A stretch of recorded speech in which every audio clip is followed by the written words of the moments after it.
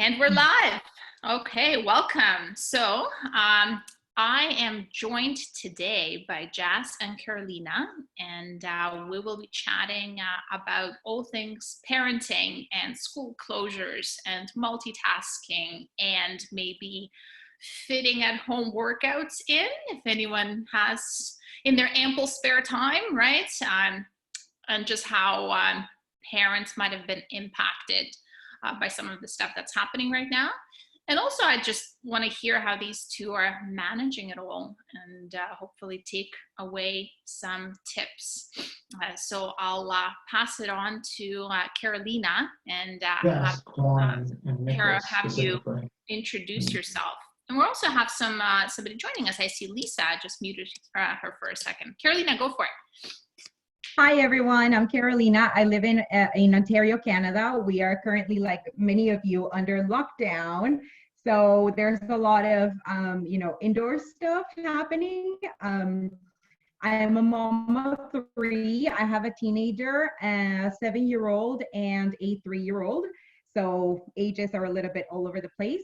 And I'm also a former homeschooling parent. So I know a thing or two about having kids home from school. So hopefully I'll be able to bring something to the table. That's awesome. Thank you. You guys will probably hear I'm doing all of this selfishly because I'm one of the newer parents, right? So we have, I've been a parent for a whopping 1.5 years.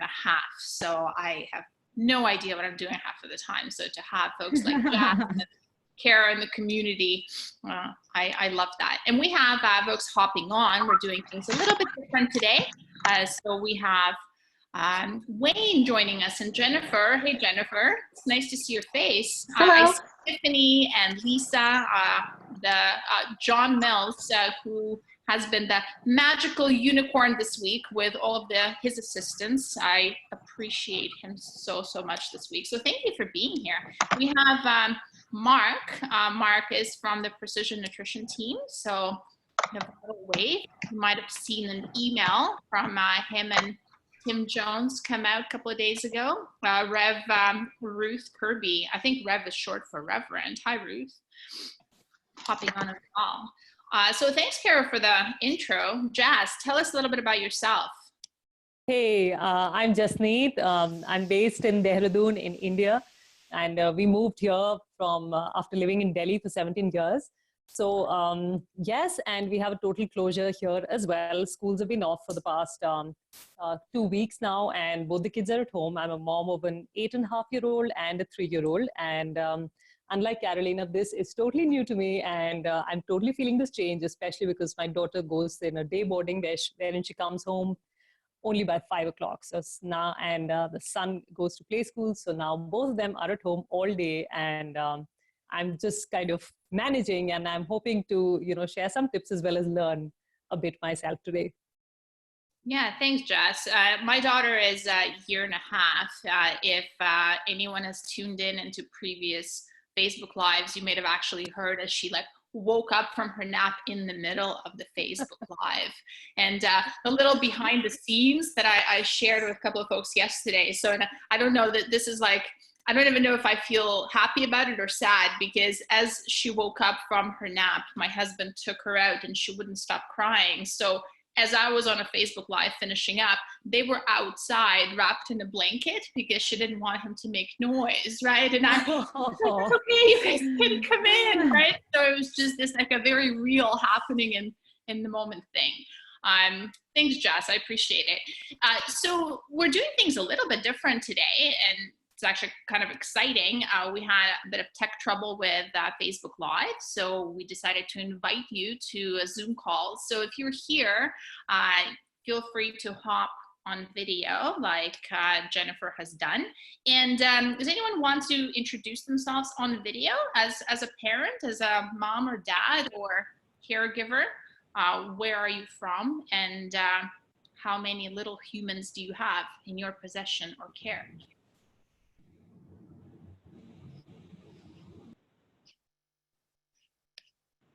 Anyone? Yeah, talk about putting you guys on the spot, eh? All right, well, we'll move on, but I do invite you to unmute yourself, ask questions throughout today. We have an opportunity for a bit more live interaction. So this will be awesome. So for my lovely co-hosts, can you tell us a little bit, like, what are things like where you are? So Kara, where are you based, and what are things like where are you based right now? I am based out of Barrie, Ontario, Canada, and things kind of were normal and stable. And then on Thursday, when they announced that the schools were closing down, it's like everybody lost their ever-loving minds, and it was like, oh my God! And the panic shopping started. Like I think that made it really real for people, and so that's when we started seeing a little bit more of the panic stuff. That seems to be kind of like fading away now. It's not as bad. People are kind of like finally coming to terms with this new normal. And most of all, what I'm seeing is we are seeing like a lot of action locally from the government. They're forming task forces to immediately tackle, like, for example, the most vulnerable people, those who are homeless. How do you self-isolate when you're homeless, when you don't have a home? So what do you do? How do you help them, right? So it's really cool to see kind of like all of that really into action right now from a social and economic standpoint. And yeah, like we're all just kind of, I feel like most people are taking it seriously, as we should, and following the instructions that are being given by our health ministers. Thanks, Kara. And Jas, what about you? What are things like in, am I saying this right, Dehradun? That's absolutely right, in fact. Yes, it is Dehradun. So Dehradun, in fact, is known as, the education capital of the country. We have the maximum number of schools as well as the maximum number of boarding schools, and all of them have been off now for 10 days plus. And the government has closed down all the schools, colleges, restaurants and gyms, and basically every place where people can gather. So which is great. I think, lately over the last week or so, the reality is sinking in that this 31st March is more like just a deadline which has been put, not so that people don't press the panic button. And the reality is sinking in that this may just stretch on longer. And now, in fact, I think the opposite is happening, is that people are actually beginning to hoard stuff, and, grocery stores are seeing queues, and that sort of stuff has started only in the last couple of days or so. Plus, there's news that now even the shopping markets that come up on weekends, vegetable markets, all of that, farmers markets may as well shut down. So as a coach, all of us, we're in like, what will our clients eat? How do we help them? So those kinds of things are going on. Thank you, Jas. And can you two tell us a little bit about what your coaching practice normally looks like? So as we're talking about the kind of multitasking with the kids at home, what is it that you're trying to multitask on? Because I think both of you are coaches, primarily working with women. Jas, do you want to kick us off? What's your coaching practice like? Sure. Kate, this is my second career, and I was working in the corporate world in Gurgaon for close to 13 years. And 2 years back, my husband leave, polluted Delhi over, our careers, very clearly. And we shifted to a small place near Dehradun in the foothills of Himalayas in India. So that meant that we would restart our careers, both of us, and we were very clear that we will, do the best we can, which is when I took up the PNL1, and I certified in December 2018. So literally, it is because of PN that I have a career today, that I can sit and, work out of this small town and really look after my family as well as serve clients from all over the world. So because of my background, I really work with working moms. Mostly, my first set of clients was ex-colleagues who are working in the corporate world, and now it's more references. So it's still busy working women, based out of Delhi, Mumbai, as well as I have, clients in the US, England, Dubai, and Australia. I really work on two models. One, I run group coaching programs, which is typically 12 to 16 weeks long. And the second is I, see clients, private clients, one-on-one. Both are 100% online. Wow, awesome. Thank you, Jess. And I'm hearing a couple of things I just really wanted to highlight. First, and I never heard you say that before, and I swear that came out just as such a amazing thing that you said. You said level 1 is the only reason I have my career today. And I'm just, Yes, absolutely. that's amazing. Thank you for sharing that. What an incredible testimonial. And I also heard, so for folks tuning in, did you hear a pretty specific niche that Jazz shared? So she's working with busy working moms, mostly working in office environments in Delhi and Mumbai, right? So lots of sedentary office workers. Absolutely. And very specific group. And the way she started with that group was very much by being in that group herself. So I would love to hear a bit more from Carol and how she structures her business, and then maybe we'll ask some specific questions. Because Jess, I want to know how you started with that career shift. Carolina. Sure. Okay, so for me, my business is both in person and online. Most of my in-person coaching clients are actually doctors. So it's really difficult right now. Like all of that is obviously stopping, not only because they're, super saturated right now. And that wasn't like a niche that I was pursuing locally. It just happened that one of my clients was a doctor, and then he recommended me to this other friend of his. And then it just so happened that my clients are doctors. And right now, obviously they're in the front lines and trying to keep everything under control here locally. So obviously my in-person business is completely suffering, and it's completely going to stop. And so I hear you if you're out there and struggling with the in-person portion of your work really dwindling away here too. So we're in this together. And the thing that has saved me is the fact that I have a hybrid business, which means that I also do online coaching aside from that. And that's what's still going. My target market for my online coaching is women over 40 who work in very high stress environments. They are very much the type A personalities. They're like, go, go, go. They're determined women. They want to get things done. And managing their weight and the way their body looks to them is probably the one thing. These are highly successful women, so it's probably the one thing where they consistently feel like they're failing.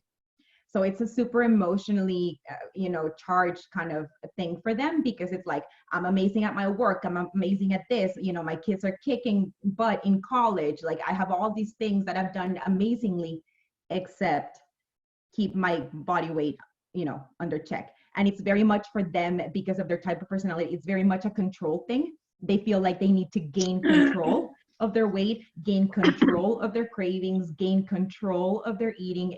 You hear that word so often. It comes up over and over again, control, control, control. And so it's a very kind of like gentle reframing, right? That as you gain their trust as client, as their coach, you're able to kind of like start, introducing different ideas and different ways of seeing these problems. And it's always a challenge because they keep you on your freaking toes, because they are so successful. They know what they want. They know what they expect from you. So they're also like demanding, like you got to be up to their standard, right? They're used to certain things, and Well, I imagine these are also the type of clients that are struggling, especially right now, because they're used to control. Yes, because a lot of things are up in the air. I love that. Exactly. Folks that are here, because we wanted to chat today a bit about kind of the parenting piece. Let us know in the comments if you yourself are a parent or a child caretaker, and if so, how many kids you have, how old are they? I mentioned in the introduction, my daughter is 1.5, and Carolina has 3 girls, including teenager. And Jazz, you said you had 2 children, right? And how old are they again? My daughter is 8.5 and son is 3 years old. Okay, so they're 8 and 3. So Megan has a 3 and an 8-year-old as well. Yeah, and there is, so Tiffany has 2 almost teenagers, a 15-year-old son and a 12-year daughter. So all those kids would be at home right now, I imagine. My daycare in my small town is still open. The daycares have not been mandated to close. Some of them have chosen to close, but we're still kind of trying to figure out what to do with that. Ironically, my husband works a seasonal job, so he's actually off in the winters. So he's been he's been the primary parent for our daughter for the last 6 months or so. And ironically, he's going back to work this week. So we're kind of in this, like, daycares are closing and we have no solution per se. So she's with grandparents right now. What about you two? Where are the kids right now? Okay, so my kids, it's not that it's a fortunate situation, but it's kind of working right now. I'm separated, and so my kids are with my ex-husband right now. So in that sense, both and I, we're both taking this equally seriously. We have the same rules for our household. There's no playing with other kids. There's no going to neighbors' houses. They're allowed to play outside only in our yards and away from everybody else. We're doing self-isolation, all that stuff. We're very much on the same page. So that works fantastic. And that does, like, I had them here for 2 days, and then they go to him for 2 days. Like, we only do a couple of days because they're so young. It's easier for them. Like, it would be too much to ask for younger kids to be like an entire week away from one parent or the other. So we just go for 2-3 days at a time, depending how they're feeling it. And that works amazing for us. And it gives me time, and it gives me a break, and it gives each of us time to just work and tidy up the house, because, oh my God, can kids be messy?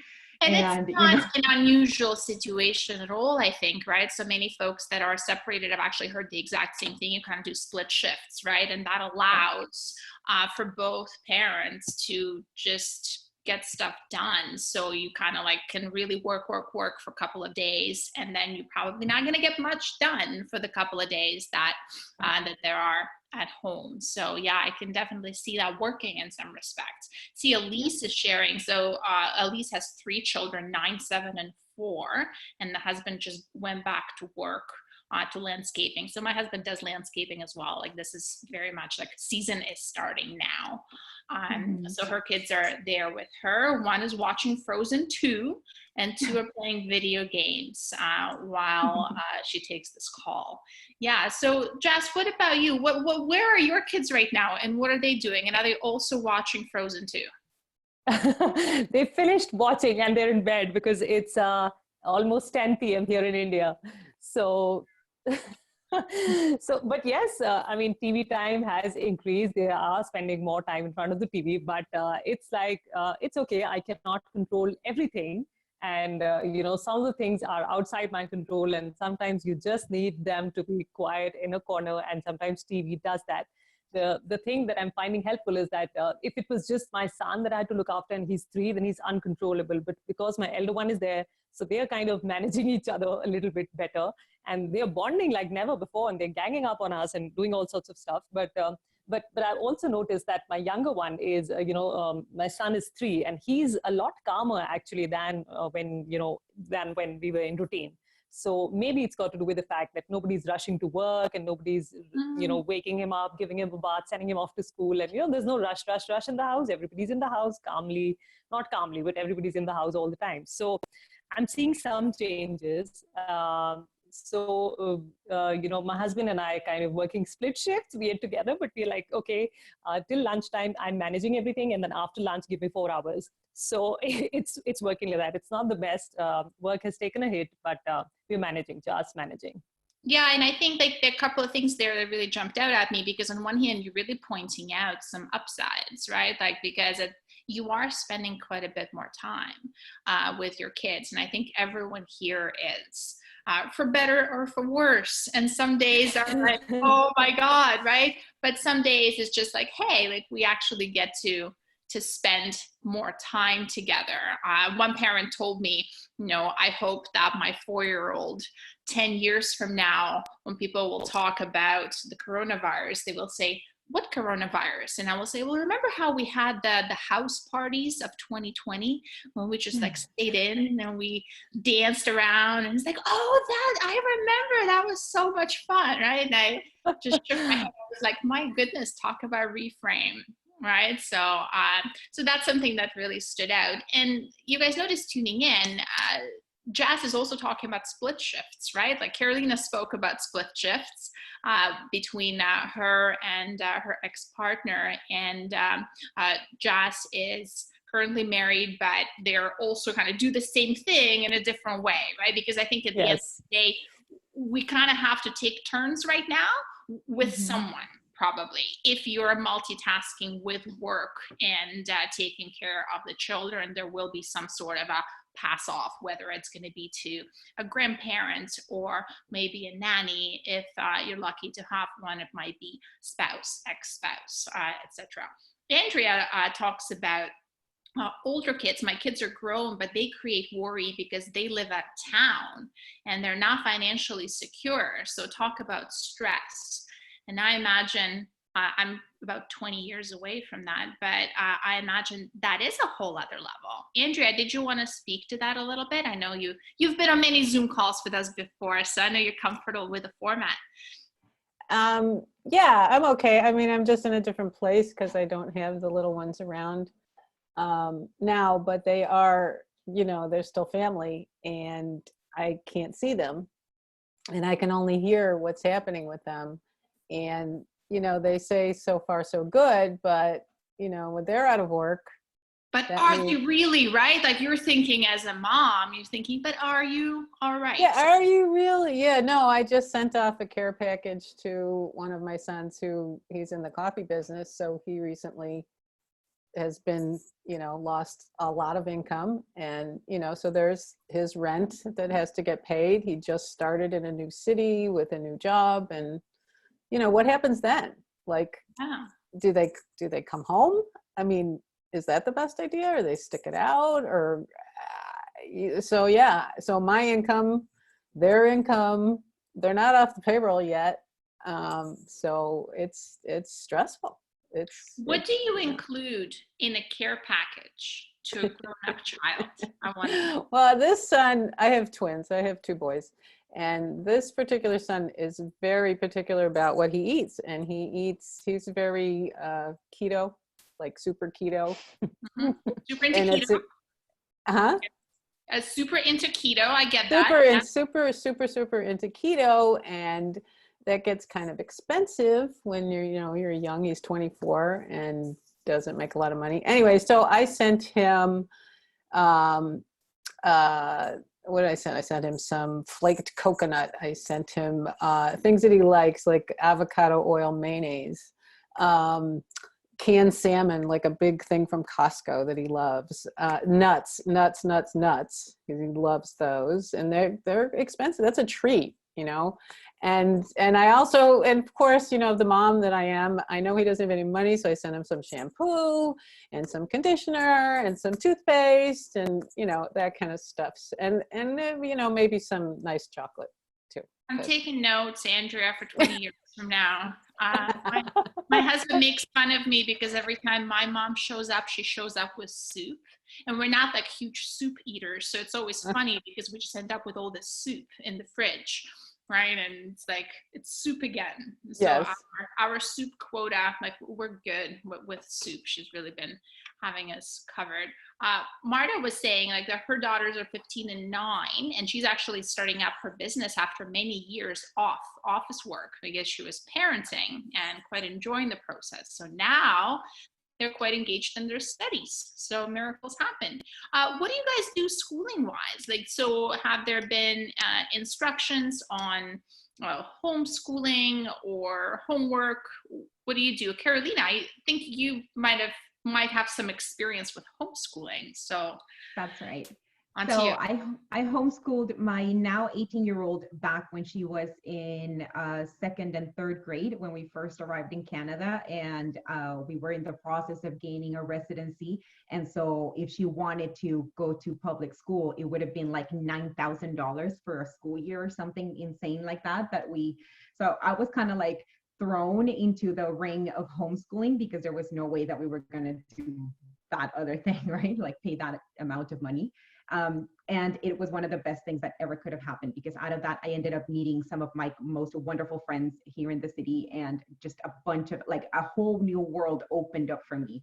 And I think if I want you to take away anything from this call today, to anybody listening with your kids at home, is that like allow for this to open up a whole new world with your kids, because you're going to see talents in them that you didn't notice before.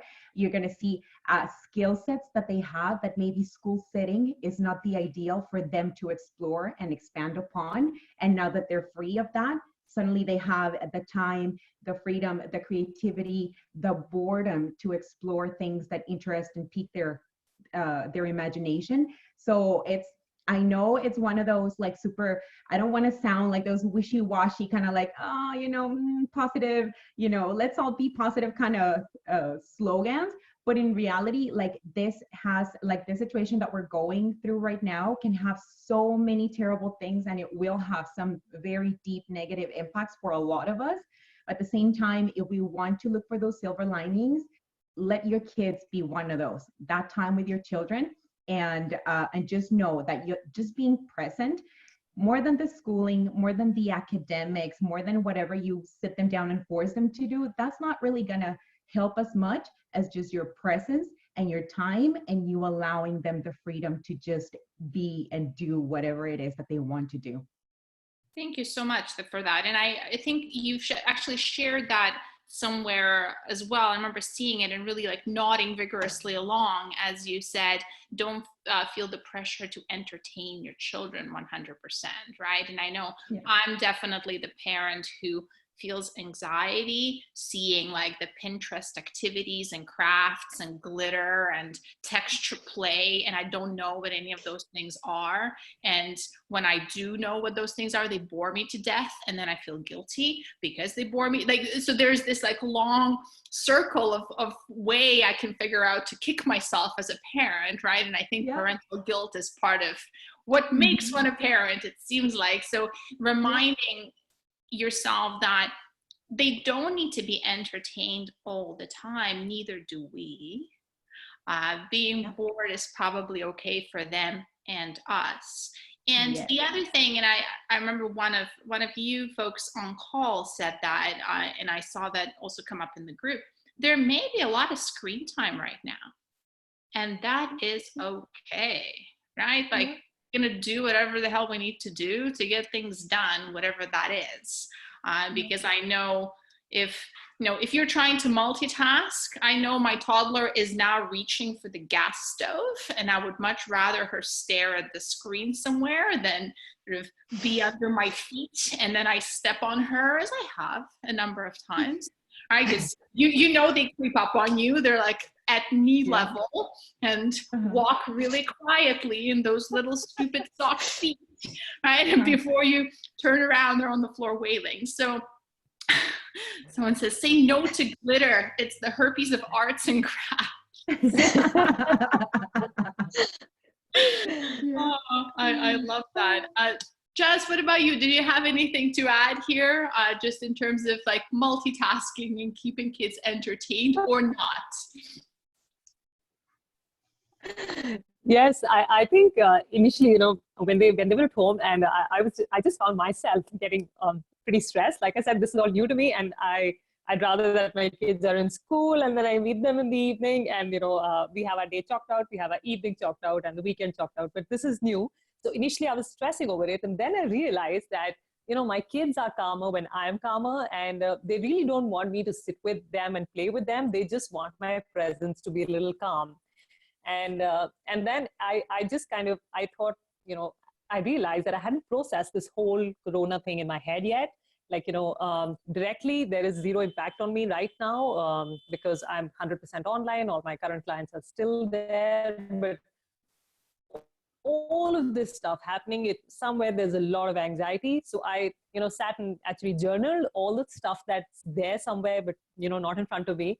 And, once I processed those emotions and kind of bounced them off my husband, and we discussed that we will do split shifts, so that when I'm with them, I'm with them. And, and I also brought to the forefront the things that I'm anxious about and how much those are really out of our control.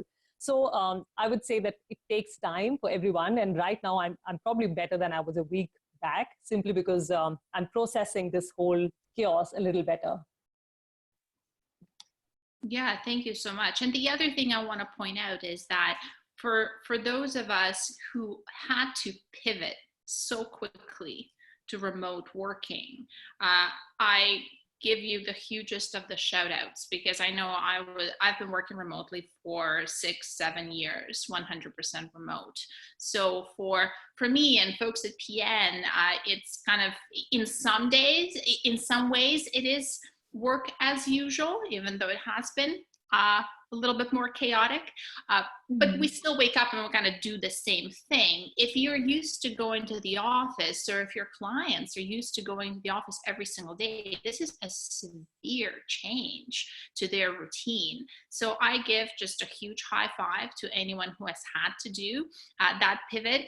And also something to keep in mind is, if you have to do that, chances are all of your coworkers have too, and a whole lot of companies have had to do that. So if you have a screaming child in the background in a meeting, trust me when I say there are a lot of screaming children right now in PN meetings, and that's okay, right? Like, we just kind of mute each other. So I unmute, and then I say something with screaming, and everybody nods, right? And they kind of get through the noise. And we just do that for each other. And I think it's really going back to we're in it together. Like, people have children, or if they don't have children, they know children, or they might be coaching people with children. Like, they're children in human society, thankfully.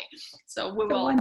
One thing that I'm really looking forward to is lots of videos. Like, remember that guy, the expert of Korea, who was having this super important like live with the news? He was out of the UK, and then the girl comes into the room, and then the baby in the baby walker, and then the mom with her pants down, like trying to grab the kids out of the room. So we need more of that. So it's okay that we're all working with our kids at home, because we're gonna get some comedic gold out of this. I'm telling you. We're gonna need to find that video now for those folks who haven't seen it, to share it.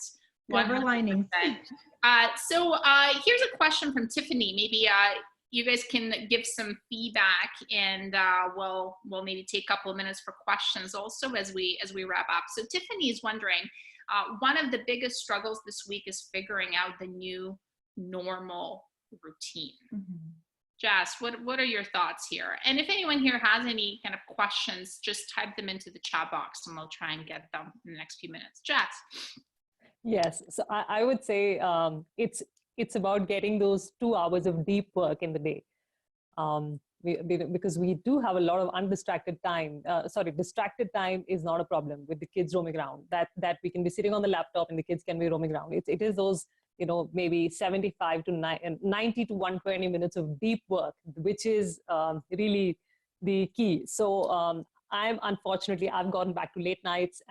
I was always a night owl, and over the last 2 years, I've kind of changed to, not staying up at night. I'm back to that over the last 2 weeks, but hopefully till this, settles down. So to each his own. A lot of people are waking up earlier. For me, that's not possible because my son just wakes up with me, and it's impossible to get quiet time in the morning. So it's all about finding those 90 minutes, and you've to look inside your routine and see when that could be. Thank you. What about Carolina? What about yourself? I think this is a really great chance to kind of like, coach yourself, because what will we tell a client? Coaching myself. Right? It's the worst, because it's like, damn it, I got to follow my own advice. Darn it. No, but seriously, like, what will we tell a client who is wanting to start your program, and they're feeling overwhelmed, they're scared, they think, what if I fail? What if I don't do it right? What if I fall off the wagon? What if I don't achieve the things that I set out for me? What if and you're like, whoa, one step at a time. And they're like, but what should I buy? What should I eat? What meal plan am I going to follow? What? And you're like, nope, scale back. Take it down, bring it down a notch. That bar that you got over here, bring it lower. Okay, now lower and lower and like lower and like low, like really, really, really low, because you want to survive this with your sanity intact, right? Like, you don't want to go crazy through this process. We don't even know how long we're going to be in this situation. And I think the best way to roll with the punches is that, like, being super gracious with ourselves, in the sense that you're going to do the best that you can. And the best that you can some days is going to be like a really shitty low level, and other days it's going to be like amazing, killing it, you know, totally superstar level. So it's okay, either one, just roll with it. And also for the expectations that you have, kind of like as a parent trying to educate at home, maybe, you know, your kids are not going to come out of quarantine being rocket scientists, and that's okay. Like maybe they'll just learn how to, you know, build houses with muds and sticks in your backyard. That's awesome. Like that's something that they weren't doing before. You know what I mean? Like just adjust the expectations just as you would with a client. Do the same for you, because you need to release yourself from that self-imposed pressure, because that's going to help no one. Thank you so much, Carrie. And John Mills is on the call as well, and he said something I just really want to highlight. If I am practicing social isolation right now, I'm already doing the most important and the most heroic thing I can do. Everything else I can achieve in this time is a bonus, right? And I think that's a perfect note on which to wrap up, right? Because I want you to just keep that in mind. This is the most important thing. We're at home, we're minimizing interaction for now, we're keeping ourselves and others safe as we can. So if you're feeling overwhelmed, I'm feeling a little bit overwhelmed with all the online workouts right now, personally, right? Like, and you might be a little bit overwhelmed with those. There are a lot of options. And to not do an online workout or body weight workout or meditation is also okay, right? You can just not do one at all, and give maybe your clients permission to not do one at all, because they're at home, they're already doing the most important thing. So thank you so much for pivoting with us today and for hopping online such a short notice. So we are recording this call. We will make sure to upload it and share with the Facebook group. And fingers crossed, this is going to work for us tomorrow. So hopefully we'll see you tomorrow in our last Facebook Live of the week at 12 p.m. Eastern. Now, you might have gotten an email, because in 15 minutes, there is a pretty big deal video webinar happening. That's where I'm going to go right now. This is our Fitness Coalition with the panel with Dr. Krista Scott-Dixon, John Berardi, John Goodman, Molly Galbraith, some pretty cool folks. So I'm going to go pee and eat really quickly and then hop on that call, and maybe I will see you there. So thank you for being here, and we'll see you tomorrow. Thank you. Thank you, and bye.